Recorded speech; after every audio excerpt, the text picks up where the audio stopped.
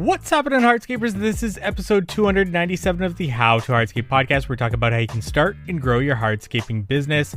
And on today's episode, we have a crossover episode with the Not Our Finest Hour podcast. If you're not listening to that podcast, that is a weekly show where myself, Paver King, the Landscape Daddy, all sit down once a week for 2 hours and just talk about what's been going on in our businesses. And this is our second crossover episode with the Not Our Finest Hour podcast. So basically, our first hour is here on the How to Hardscape podcast, and then we do 2 more hours roughly over on the Not Our Finest Hour podcast. Those episodes are already live. We do it Friday and Saturday. After this episode, you can go over to Not Our Finest Hour and check out those 2 episodes. And we're joined by Jack Hamilton of Hamilton's Group, doing estimating and consulting for commercial landscape businesses, actually for Paver King and the Landscape Daddy, Chad NDL there. So I thought it'd be a great episode to do a commercial landscaping episode on the How to Hardscape podcast. We get into finding commercial work, estimating commercial work,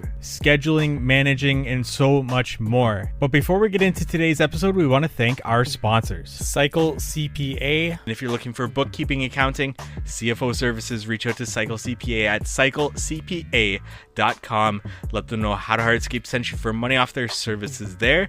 Knowledge Tree Consulting. If you are looking for somebody to help you in your business, I would highly recommend Knowledge Tree Consulting. They are efficiency consultants in our industry, and you've heard them on the podcast multiple times before. George and Peter of Oriole Landscaping, and George a couple of other times talking about various topics, and we'll definitely have George on in the future to talk more. But you can learn more about them at knowledgetreeconsulting.com. And thank you to Mosier for jumping on board to sponsor the How to Hardscape podcast. I just got my hands on a Mosier 2 Pro, and I'll be using it to measure, draw, calculate areas, perimeters, volume, elevations, and lay out the entire project on my device and for estimating and design process. If you want to get your hands on a Mosier 2 Pro, use the promo code X8Hardscape. That's X, the number 8 Hardscape at Mosier.com, or simply click the link in the show notes. And if you're looking for a software to dive into this season, check out the How to Hardscape headquarters software, which can help you budget, estimate, job cost, time track, schedule. We have courses. You can create your own courses for your employees for training and onboarding purposes, and use our own installation courses, assign them to your employees, see how they're doing throughout it, and so much more features available in the software. You can check them out at hthheadquarters.com. We have a page for all of our features and a video to go along with them, or book a demo with me there. That's hthheadquarters.com. And without further ado, let's get into today's episode with Jack Hamilton. Today we're joined by Jack Hamilton. He's the president at Hamilton's Group, Estimating Consulting. Jack is referred to as everybody needs a Jack on the Not Our Finest Hour podcast. And speaking of the Not Our Finest Hour podcast, this is a crossover episode, which means our first hour is going to be here on the How to Hardscape podcast. And then you should listen to the next hour that we do on the Not Our Finest Hour podcast. If you don't know that, that's Paver King, the Landscape Daddy, and myself sitting down each week for 2 hours and doing 2 episodes on a Friday, Saturday. So Not Our Finest Hour, go catch that one after you catch this. Jack, thank you so much for taking your time today here. Yeah, it's a pleasure, Mike. Happy to be here. Jack, let's get started to get to know a little bit more about you, yourself, how you got started, and what brought you to the industry. Give our audience a little bit of background about you and how you got into the industry. It's pretty funny. I think like a lot of people, I just sort of I've found my way into the industry through unlikely means. I've got a degree in video game development. So after one of my crypto startups failed, I was selling suits at a small designer menswear store in Oshawa, Ontario, where a owner of a landscape construction company came in. And I guess just for the record, Jack's crash out of crypto was way better than the Hawk to girl. Oh, yeah. She ended up in jail. So I'm not trying to interrupt Jack's story, but I want everyone to know he didn't end up in jail like the Hawk to girl from his crypto. Yeah, there was no jail. The other founder, he spent all of the seed money, and so that was it. We were just bone dry. So the owner of this landscape construction company came in, and I spent a lot of time with him. Got him a whole new wardrobe. He ended up calling the store back a week or two later and offering me this job. And, I didn't have anything else going on. So I was like, I'm not going to drop the ball on this. I didn't let it slip. And I just kind of slid into it. They brought me in February 2020. So, like, right before everything shut down. And from there, like, obviously there were layoffs and stuff, but when I came back on, it was as a junior estimator, and I learned the ins and outs of putting prices together and takeoffs. At the time, I was using PlanSwift. Now I use Bluebeam.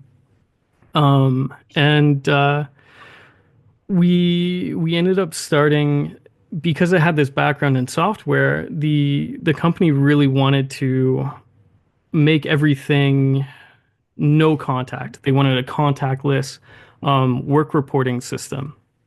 So I looked at it and I thought, oh, this is a really good opportunity to also get the real production rates from the guys in the field. So we set up a whole system surrounding that, which got put into place, and we started getting some good data.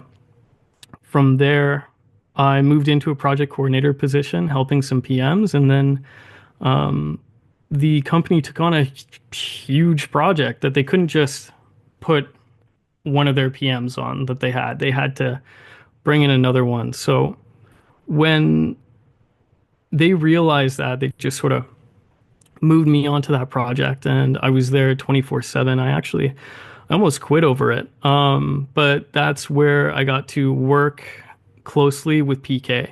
That's how we really got to know each other, was working there every day.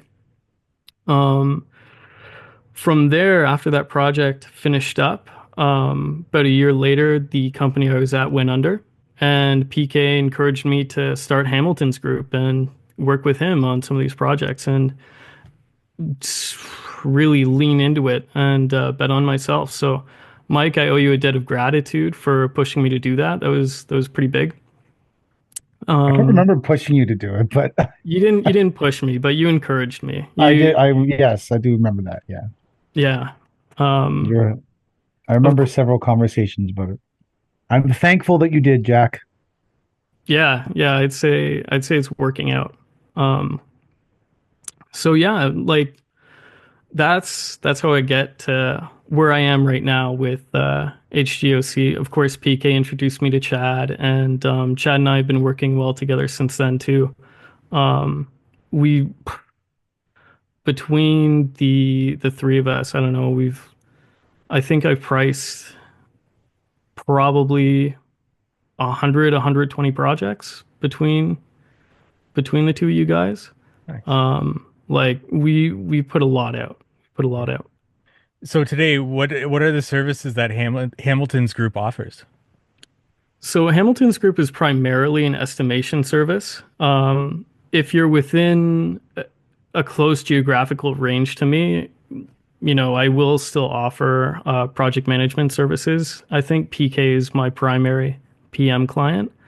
And just so everyone out there knows, I'm in like the Durham region, Peterborough area. That's what I try to stick to the most.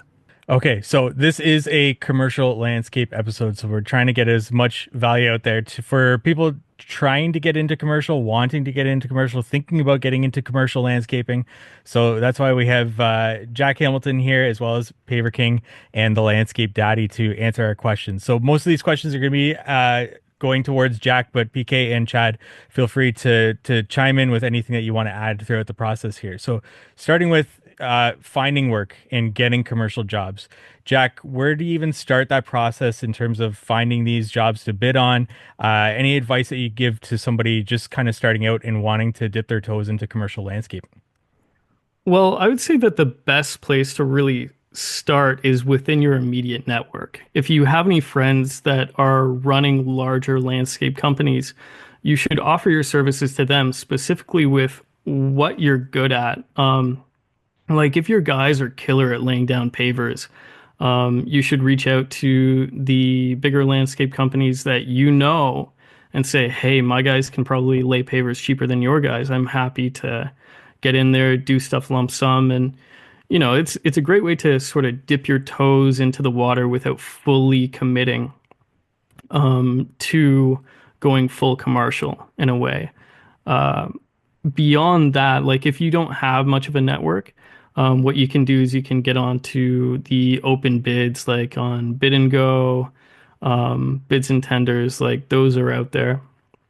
Most of the time, like bidding on public parks and stuff is pretty competitive. You don't like if you're just getting into doing commercial contracting, like going that deep might not be the best option.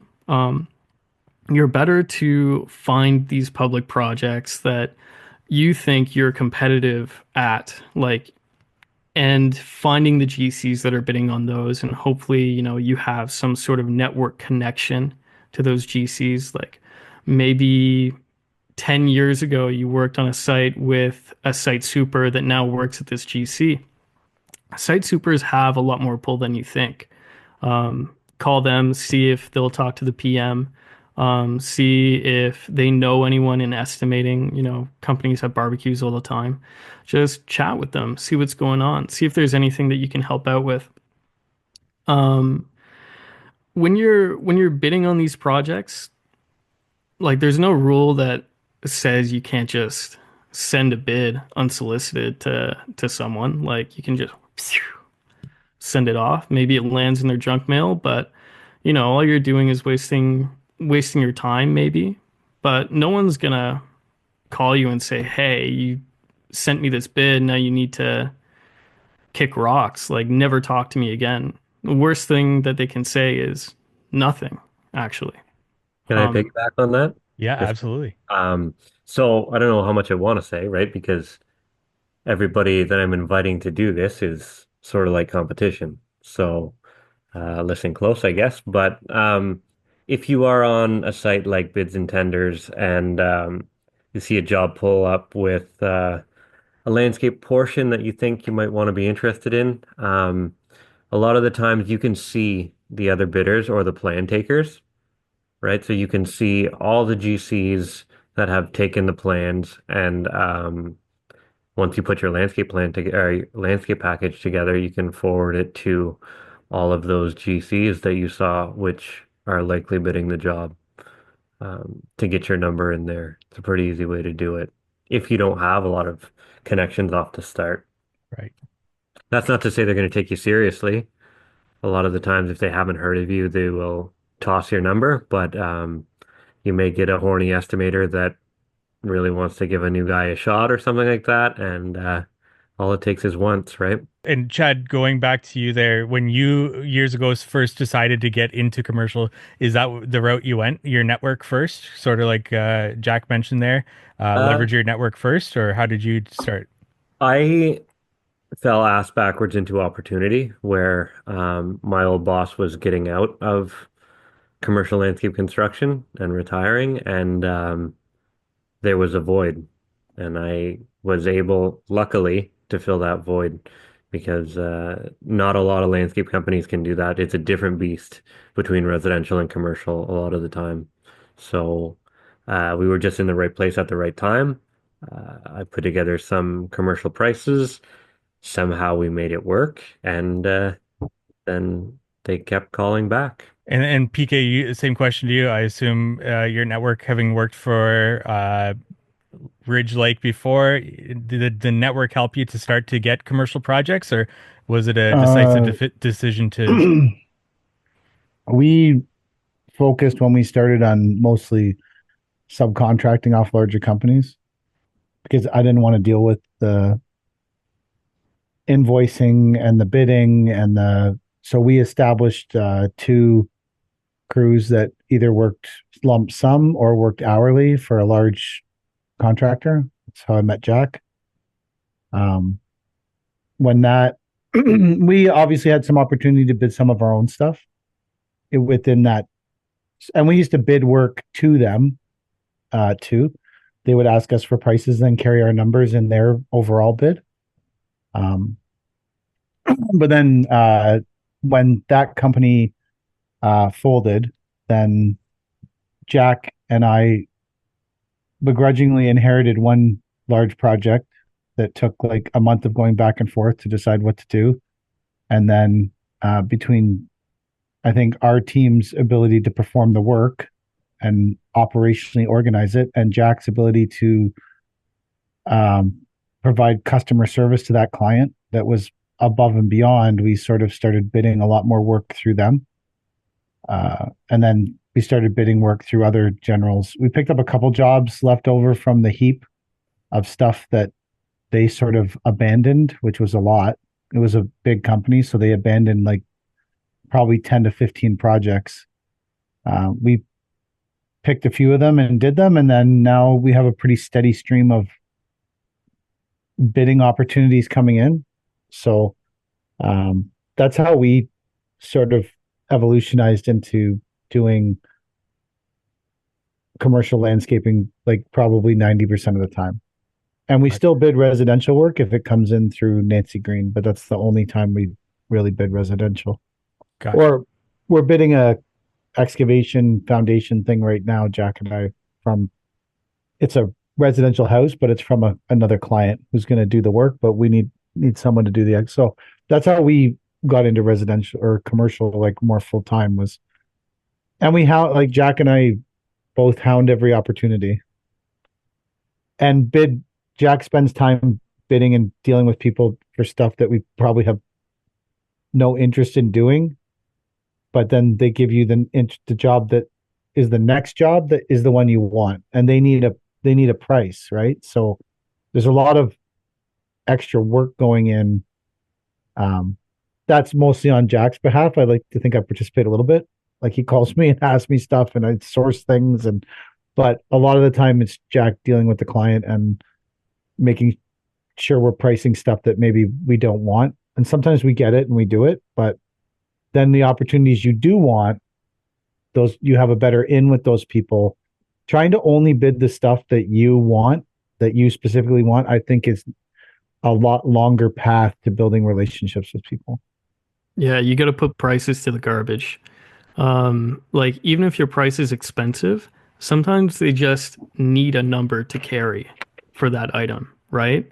Like sometimes we get asked to price things that, we've never seen before, for instance, and they just can't get anyone else to price it. Landscape is the last item in the contract, let's say, to get awarded. They're like, man, who's going to be able to pick up all of this garbage that we didn't include earlier on? Bollards. We forgot these 40 bollards. Who can install those? And they're in the asphalt too. You got to do like little asphalt rings around each one, and you got to cut the asphalt out of the way so you can put them there. Who would do that? Paver King will. They just need a price to do it. A lot of people will just say no. But it's things like that if you don't want to do it, you need to price it so that you do want to do it. Right. We want to take a break from today's episode to thank our sponsor, Moser. I'm going to be using the Moser 2 Pro on all my consultations moving forward here. In the past, what I've done is brought a tape measure, measuring wheel, rotary laser level, along with a notepad to write down all of my elevations and measurements. In addition to bringing product catalogs and samples, it's a lot to bring on every consultation. It would take me way too long to take measurements and elevations while writing them down on an inaccurate, not to scale drawing on my notepad, and then try to translate those from my sketch to my design software and hope I write those measurements down correctly and in the right place. When I found out about Moser, I knew it would replace all of those tools for my consultations. I recently got my hands on a Moser 2 Pro, which captures measurements, draws, calculates areas, perimeters, volume, elevations, and lays out the entire project on your device. And then you can export it into your design software, and having a working terrain map to begin my designs while also being more accurate in my quoting process. If you want to get your hands on a Moser 2 Pro, use the promo code X8Hardscape. That's X the number 8 hardscape at Mosier.com or simply click the link in the show notes. Now back to our episode. We're jumping ahead a little bit, but you just brought up something very interesting. How do you identify those projects that they're just nobody can do it? They're just looking for a price. So maybe you can price yourself a little bit higher, get a little bit more margin versus ones that you have to be aggressive in your pricing and you have to, because it's all lowest price for the most part, right? Yeah, I mean, it's sort of it's a bit instinctual at this point. Like if a detail comes along that you have never seen anything like it, it's not time to really soak it, but it's time to, put a bit of margin on there for, I know that the guys are going to mess this up one day. It's going to take them a day to get this situated. We need another day on it. And it's more of like patting yourself with the risk.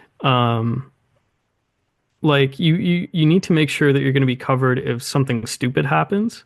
But like when one of those things comes along, I know that I might not give the guys enough credit with it and they just figure it out like that, or they saw it 20 years ago and they're like, "Yep, I did that before." And they just do it like clockwork. That there's a lot of money in that. Sometimes there's an access issue. And like those are instances where pricing it correctly saves you a lot of money. Because let's say you're doing a an open bid and there's a courtyard somewhere. The access to that courtyard is going to be very particular. Let's say you're doing like a school renovation. There's a courtyard in the school. The school's already existing. It's not like you can install the courtyard before they erect the school. You need to get all of your material in there somehow, be it by walking buckets down halls, be it by protecting all of the lockers and the floors in the halls and bringing your equipment in, be it blowing with a blower truck, or even craning your material over the whole school. You need to consider that there might be issues there. And sometimes, like, let's say you're doing a job and you know that everybody's going to price to crane it. Maybe you put in a cheaper price to crane it, but you say, there's got to be a better solution to this. And then you figure out by blowing it, you're going to save 10 grand. There you go. You just made 10 grand just by being a little bit smarter with your install. Gotcha. Yeah, it's hard to identify. So with that, if something comes across your desk, Jack, do you then take it to PK or Chad and ask them, "Hey, have you ever done this before?" And that helps you kind of make a decision on how you're gonna price it, if they have done it, have experience with it, or it's something that they've kind of never come across there. Yeah, yeah, that's exactly something that we do, and even with bulk jobs, like I remember just last week, I had to ask Chad, how many trees do you think your guys could install in a day if all they were doing for 2 months was installing trees? Like, at what point on average, right? Yeah. And he And knew. I won't have necessarily those numbers exactly in my head because for as long as I've been doing this, I'm still new at putting numbers to things, right? Like I'm used to unit prices. So I can say, well, I know that we have to put this much on each tree to make the job worth it for us. And I think we can do this many in a day. So um, that's how I've always run things. So Jack is almost reverse engineering my price a lot of the times to make it work in his brain. So, and then explaining it back to me because that's what I need. And anytime a GC calls me to ask me about something, I'll say, that's a Jack question. Let me call my guy, right? Because a lot of the time Jack has the answer and I have no clue. They'll start talking about something on the plan and I'll be like, I didn't even look at it. Call Jack. Okay, so speaking of plans and something coming across your desk, Jack, what does the process look like to even start to think about putting prices to that plan? Or what are you looking at in that plan to see, whether it's a job worth taking on and spending your time to price it? Where do you even start with that process? You need to qualify your jobs right away. Just like with residential leads, you have to qualify your commercial leads because in a lot of circumstances, open bid work, like open tenders, are super competitive. Um, when you want to get really serious with it and you say, I'm going to win this job, you really should have some sort of competitive edge to it. Like, you be it you own your own trucks and you can get material there when you need it. Maybe you own blower trucks. Maybe you own a hydro seeder. You need to identify what your competitive edge is, and you should be trying to bid on jobs that encompass that competitive edge. And so that's like the first step is qualifying it, deciding whether or not this is a good fit for your company in the first place. Like if you're bidding on a job that is, 70% concrete and 30% sod, and you're a sod company, maybe it's not a good idea to bid on all of that concrete because, you're really just going to be marking up a sub for most of the job. Ideally, you'd have a job that's 70% sod and 30% concrete, right? Um, Once you've done that qualification, you look through the contract, you make sure like, okay, this is something we can actually do. Then you got to take it to the takeoffs.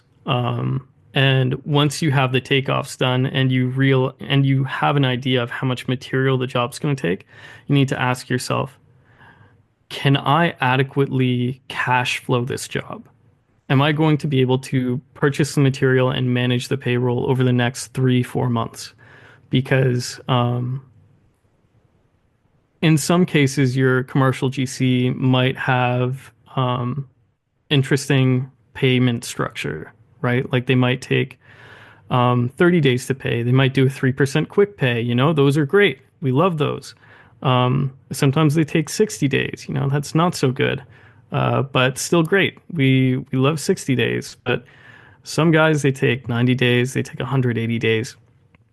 So you need to really consider and do your research on the GCs that you're bidding with. Am I going to be able to cash flow this job if they're not going to pay me exactly when they say they're going to pay me? How long can I finance this for? Going from there, so you've got your qualification done, you've got your takeoffs done. Then you have to, and you've kind of got your quantification done. Then you do a proper quantification. You reach out to your vendors for quotes. You get everything back. You make sure nothing is U.S. supplied. And then you can put your price together with your markups, your overhead, all the good stuff. Gotcha. Chad, PK, anything else that you guys want to add specific to how you guys do things? As soon as something comes across your desk that you're willing to bid on?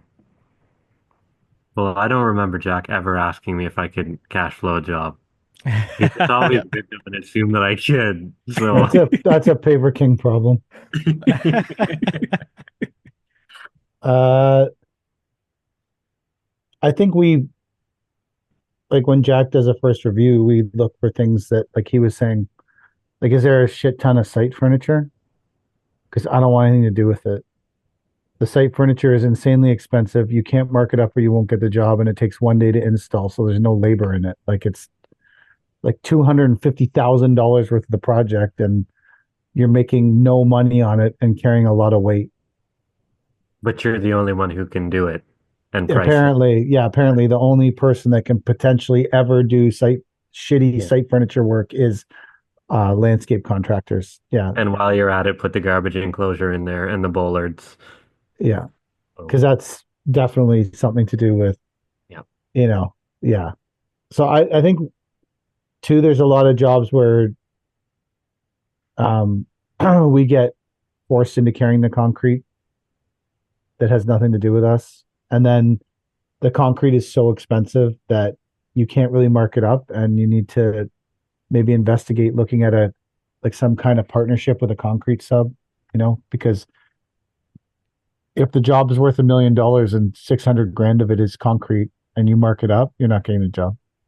Like 100%, you're just not getting it. So, but then you also can't carry someone else's number, and you are beholden to pay that person whether you get paid or not when you're not making any fucking money on the job.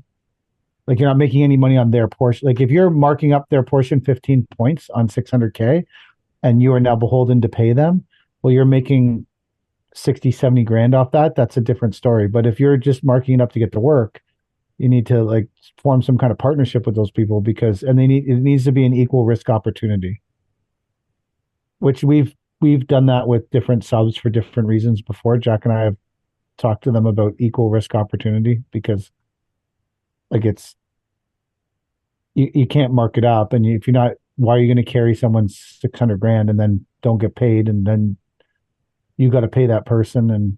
And there's we like Chad, I don't think is as greatly affected by traveling and where jobs are as we are. I Well, think that in the GTA, every single job, everything you ever look at, you are endlessly calculating. And people are trying to cheat you down all the like I was just pricing some trucking work, and the person sending me back thing saying, oh, like it's an hour and 45-minute round trip, and then there's 45 minutes for loading and unloading. And like I Googled it at a million different times and tried a million different things, and I couldn't get it under an hour each way in a car. And that was at the best time possible, like Sunday night at 10 o'clock. So you got to just be like, you can't believe everything that someone is sending you, I think, too, in the commercial world. Like people are always going to cherry coat things and make them seem better, because potentially they're not, well, everyone needs the lowest number for everything. And at the end of the day, they don't really care about you. They don't give a shit. You could work like be reliably working for someone for 10 years, and if they need to bankrupt you to get a job, they'll do it. They don't care. They could care less. Generals, the one thing like you have to realize is generals and everyone, they don't care about you at all.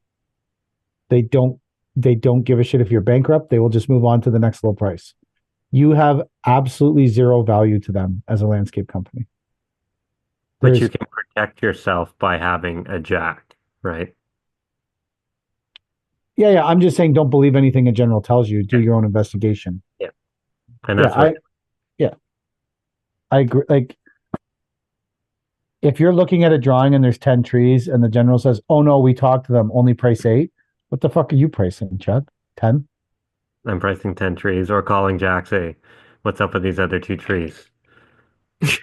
He will maybe explain something to me that I wouldn't have thought of, or we're Yeah. pricing 10 trees and putting 10 trees in the bid, and if they don't want two trees by the time the job's done, well, then we'll talk about it then. But we get the PO for the 10 trees, not the 8.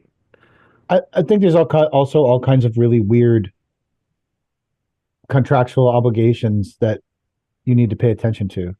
Like if invasive species seeds blow across the parking lot and land in this pond and start growing, you are 100% responsible for pulling them out as the contractor. Like Yeah.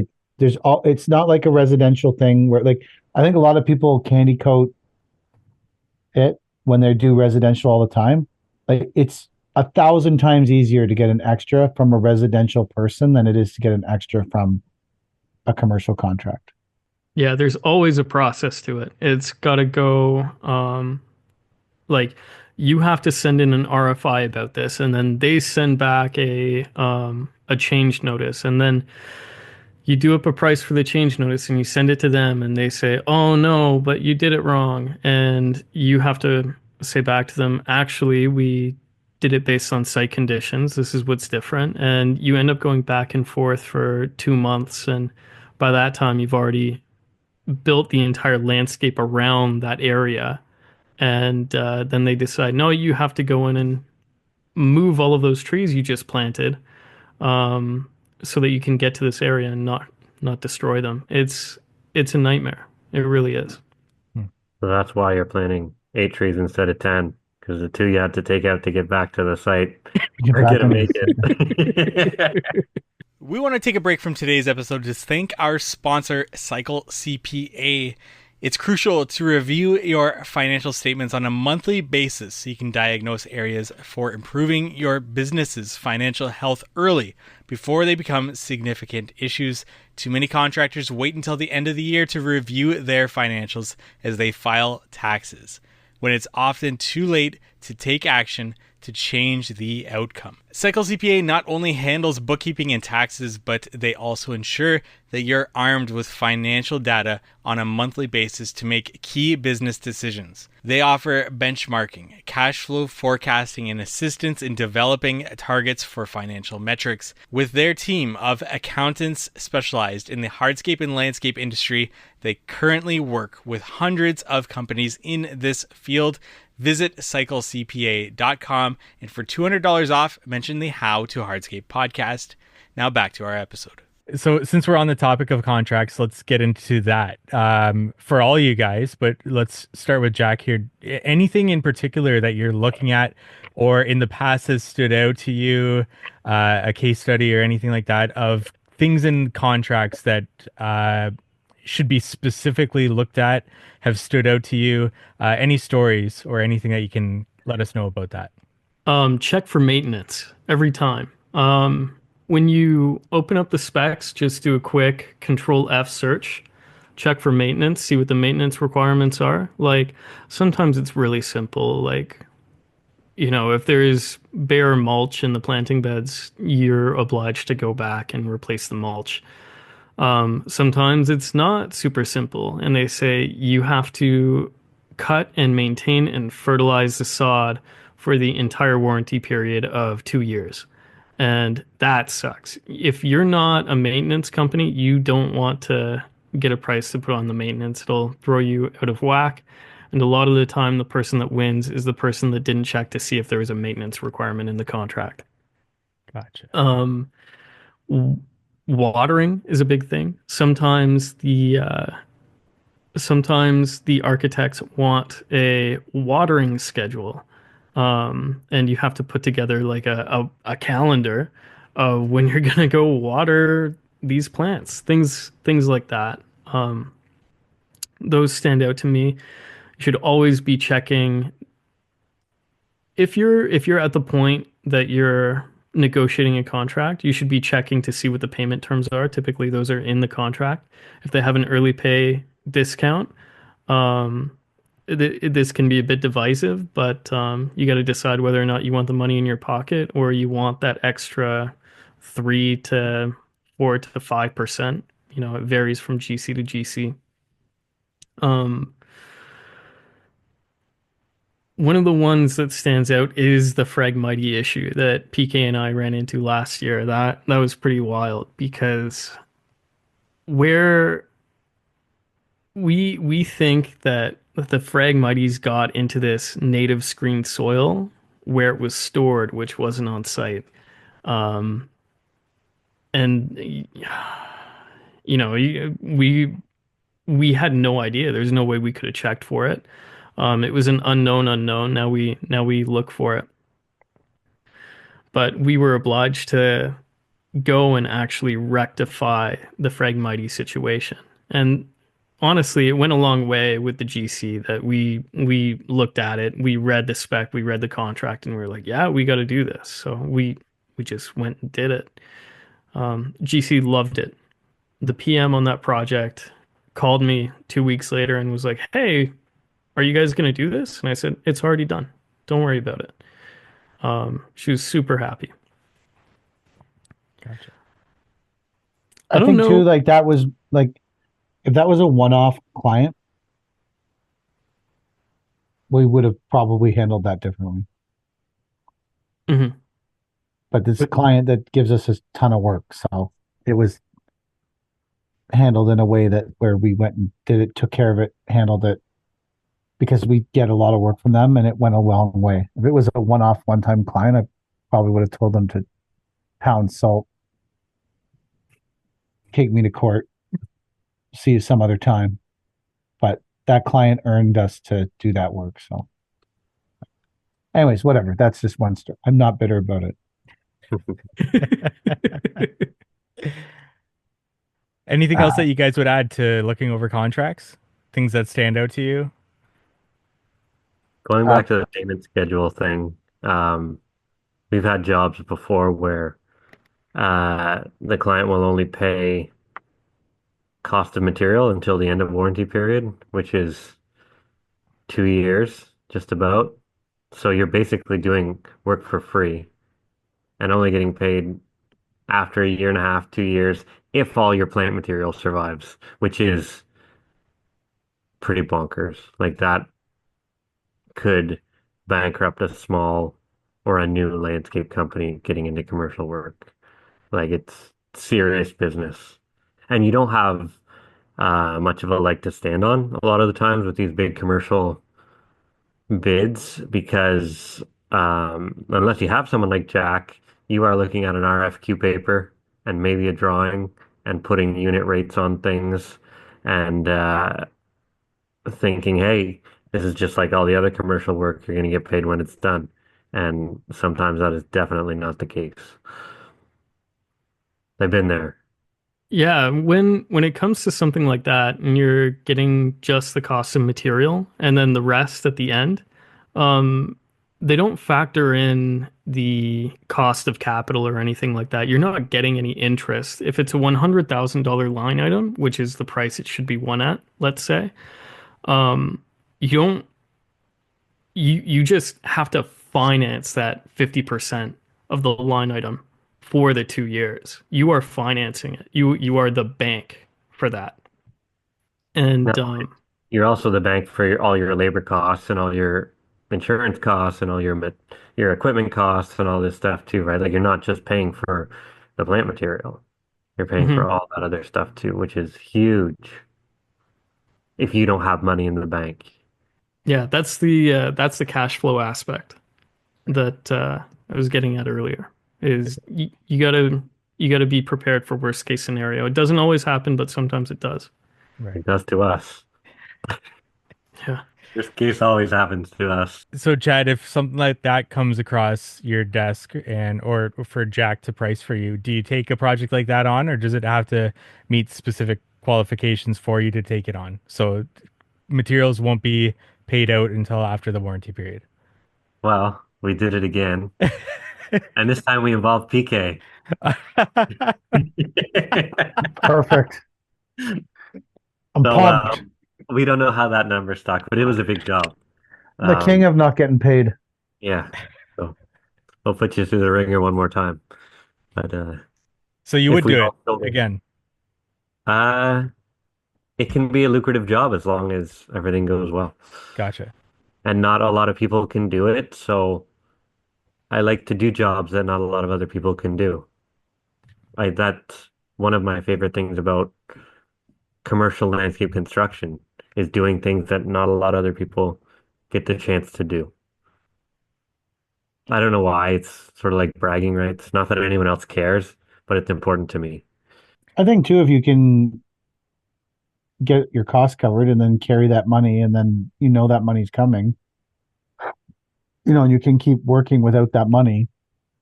Then when that money does come, it's like a bonus, because you've continued to run the company and budget the company without that money.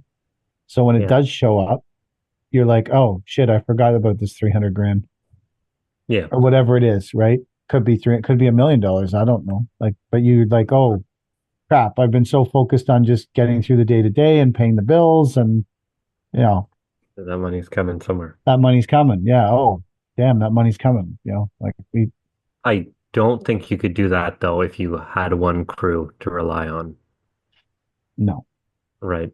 Because all that time they spend working would create a void where there's no money coming in.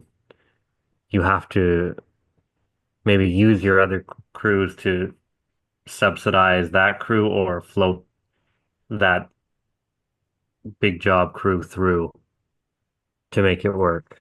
Like if we were a three-man crew, there's no way we could do 2 months of work and not get paid for 2 years, and then still be around to collect after 2 years. I don't think you can do this style of work as a two-man crew, a three-man crew. Like you might be able to do some small stuff Yeah, here and there, but you can't take on any large scale. Like, you could do, if you want to break into commercial as a three-man crew, I think you're better to find a big company yeah. that You could hire maybe, a three-man crew to do that work, right? But you couldn't be a three-man crew unless you're a really great landscape GC, I guess, that has a lot of great connections. well, we have a client that we priced 4,000 square feet of interlock for. They, their business isn't focused on that part of the projects anymore. Their business is far more focused on the excavating and layout and project management. The the physical laying of the pavers is not something that I think they take on very often anymore. And so they asked us for a price, carried our number, won the job. So we're going to do that later this year. I Now, love that. so we aren't direct, and the qualifications for that opportunity works. The other thing I think one of the first questions that Jack, or one of the first things that Jack tells everyone that sends us a RFQ is, "Hey, we're not union," Hmm. because that will eliminate you from 50% of commercial work. Even it's not like, and you can waste your time pricing it, but you know the the job where we won the paver portion of it, in order to just price that job, you have to be core certified. If you are not core certified, they will not accept your bid. Your bid will be thrown in the garbage immediately. So that's an opportunity we can never have. So I think you can also waste a lot of time bidding work that your tender is going to get thrown in the garbage. Or even if you do win it, you're not union, so they won't hire you. There's a lot of time that can be wasted on those things. We are lucky in that the company we bid to is core certified. So when they won the job, their core certification envelops us. Yeah. And so we can do the portion of the job that we really wanted to.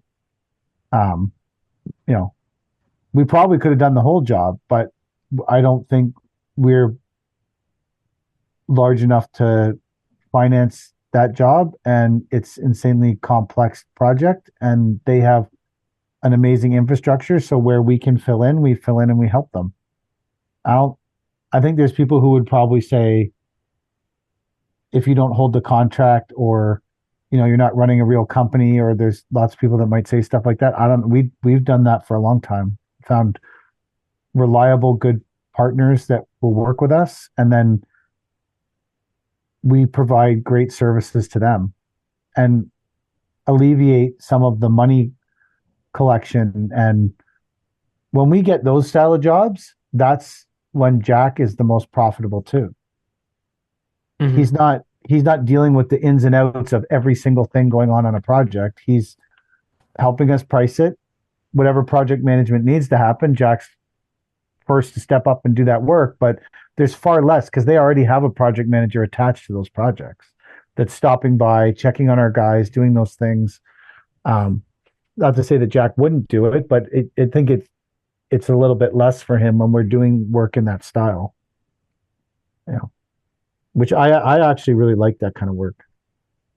Yeah, it's great. Like what's cool about that job in particular, Mike, is that the GC is using their competitive edge and that they have larger equipment and they're adept at managing this style of work and they're adept at managing their requisite subs. And our team is adept at laying those pavers specifically. So like the GC's using their competitive edge, we're using our competitive edge, and everybody's winning. Everyone's happy with it. You don't have to win the whole project for it to be a successful project. You can win a small piece of it and walk away probably making more money as a percentage of profit than if you went in and did the whole project itself. I think too, like we know that for us, would I would say like 50,000 to 250, 300,000 is a great spot for us, for our guys. We've done projects bigger, but those projects, like we did one project that was bigger than that, and I felt like by the end of it, our people were just kind of burned out with being in the same place. I think Jack could attest to that too. Jack and I had many conversations talking about the burnout that they were suffering from just the frustration of constantly hitting roadblocks on that job and being there for so long. Whereas, popping in and out in 2 weeks seems super appealing. They're in, they're out, we're doing our part of it. We had taken on a lot of scope on that job, and I think there just was a lot more roadblocks in that. So um I feel like that's sort of our sweet spot for us as a company. I don't I don't really desire to hold contract values of like $2.4 million. I'm good. I'm okay. I'm happy to do the 7,000 square feet of pavers that are included within that 2.4 million and say that was our part of it and we did a great job and the client was happy and we were happy and we got paid and we were in and out. Those are the kind of opportunities that I think are more suited to us to search for. Chad, do you have a sweet spot or a specific project that you do like to take on commercially? My favorite size is anything between probably 40 and 200K. Um, it goes quick enough that you see results daily and quick enough that you should see a payday within, knock on wood, 90 days for something like that, right? But anything bigger than that, and there's multiple mobilizations, and you're coming and going and working around the other trades, you're stopping and going. You can work here, but you can't work here, but you can start this, but the siding guys are in the way, so you can't be here.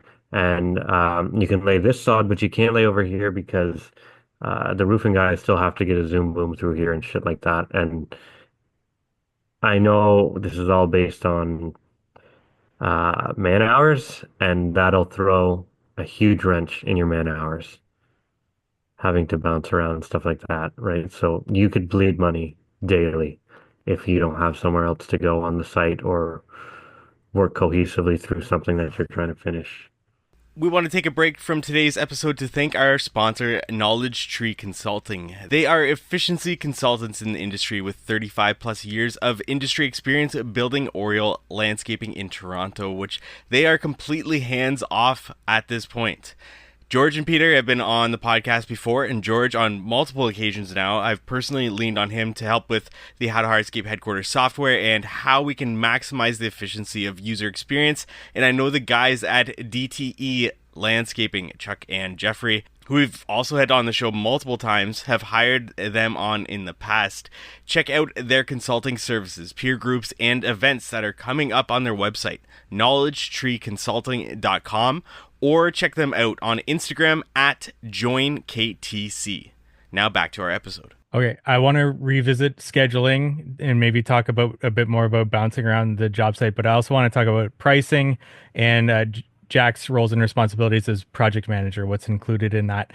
But pricing, Jack, we talked about, taking the takeoff, pricing out materials. What about labor? How are you going about, figuring out how much labor PK is going to be, his crew is going to be involved, and pricing that appropriately? Same thing for Chad's company, which might be a little bit different and have different resources available to them between the two. Or even if you serviced other companies, what do you do in terms of pricing out that labor portion and make sure that they are profitable? So the way I got to give away a little bit of the secret sauce here. I like to start from the cost per man hour. And then from there, I mark it up with overhead. And I like to put the sauce on the labor because just about everybody is getting the same material prices ultimately. If you're really digging down on the material price, odds are you might save like a couple points on one material. It's worth digging down into when it's like a huge bulk job. Like, let's say you've got 10,000 yards import topsoil. Like, that's worth driving down on the price for. But ultimately, the money is going to be made on how quickly you can get that topsoil installed. Now, we have tested general rates, like with PK and Chad. Um, Chad actually confirmed his rate with me the one day. And I'm not going to say the number because we're not giving away that Right. sauce. We can't afford we We're can't not, afford to talk. yeah, and we're not talking numbers. That's behind the paywall. Yeah, that's you gotta subscribe to the course for that. Yeah. Um, but yeah, for the most part, like it's about um the skill of your workers and what your average worker can do. Like how and how much they can install in a day, really. Like if you're doing a big bulk job where they're doing the exact same thing every day for weeks on end, they're going to get good at it. They're going to get fast at it. They're going to know who the truckers are that are bringing the material. They're going to get their cell phone numbers and they're going to call and say, "Hey, how far away are you from my job site? Do I have time to run to Tim's? Do you want a coffee?" Things like that. You can take into account. But if you're doing something really small, then you got to take that into account too. That it's going to be there's going to be a lot more stop start. Like if they're only bringing in 2 loads of material for a sod area, um, they could probably lay some sod the same day, right? You like it really comes down to finding where the sweet spot is and then pulling either your production rate up or your markup rates down until you start getting the jobs, I would say. Gotcha. And like part of what I do, the scientific aspect of it is because it's all cost based, we don't necessarily like we're not in danger of going into the negative on the jobs necessarily. Um, we just like are reducing the profit to a point. And then once we hit that point, we know that if we go any lower, we're actually paying to do the job Mm, in a way. Um, and that you just got to know your bottom, really. right. Obviously, there's no top, but And I guess this next part can be for anybody, but first directed at Jack there. So basically, labor plus overhead, you've got production rates to be able to price a project. How, besides, testing the market, seeing if you land a job, you get a yes, maybe you can raise that profit a little bit more for the next one. If you get a no, then you're likely too high. You need to lower it a little bit, finding its sweet spot that way. Is that the gist of basically it, to be able to find like where that market's at and be able to price, or is there more to it than basically that? yeah, it's a lot of that. Typically, I like to ride at number two because the person who's at number one normally makes a mistake, and it's a big one. Like when you lose by a large margin, it's kind of nice. I Right. think Chad can attest to that. That Like, you're better off to lose by 200 grand than you are to do by 2 grand. yeah, exactly. Yeah. Um, so you want to be when it's a close race like that, obviously you want to be number one, but being number two necessarily isn't a bad thing because what it's saying is you're in the right ballpark. You're around where the market should be. Um, It means you lost the job. Being number yeah, two means you lost the job, but in the grand scheme of things, you're not going to win every job anyway. Yeah. So hmm if you're number one 20% of the time and you're number two 80% of the time, you're doing great. yeah, You know, that's exactly where you want to be. And the bids, the where you rank, that's publicly disclosed or not always? no, No? Not that's always. schmoozing your GC estimator. Hey, how do we do on this one? It's a people building exercise. We just want to check our numbers. How are we? So that we know to be better for you on the next one, right? Gotcha. And if you're lucky, they'll say, "Oh, you were 10% higher than the last guy," or whatever. Or we got five prices and you're number one, you beat them by 4% or something like that. And that information is as good as gold in Yeah. contracting, right? Or in commercial contracting. So um, you play nice with those estimators.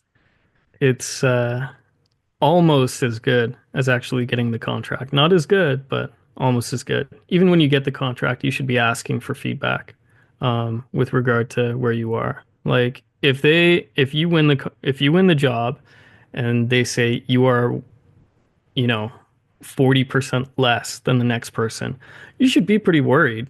You should take a second look at that contract, right? Um, but yeah, always the feedback. The feedback is super important. I've asked this question to Chad a few times on the Not Our Finest Hour podcast, but open for all of you guys to answer, especially, Jack wins the bid for one of you guys. How do you go about scheduling it? I think that's the most fascinating part of commercial contracting. Chad, you do a lot of commercial work. How do you kind of schedule these in, especially when they're not starting at the right time that whatever the contract stated? How do you do this?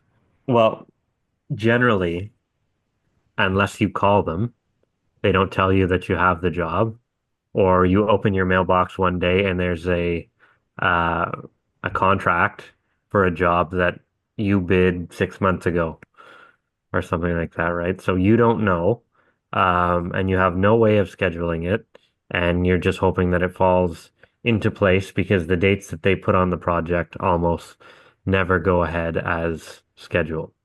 So by having more than one crew, which obviously I think you need in commercial landscaping, you can put enough people on the job whenever it comes time to start that job to appease the general and then massage your crews around to get the job done within their time frame before doing the same thing and moving to the next job. And that's just maybe there are better companies, bigger companies who do it better than I do, but that's how I've weaseled my way through commercial contracting.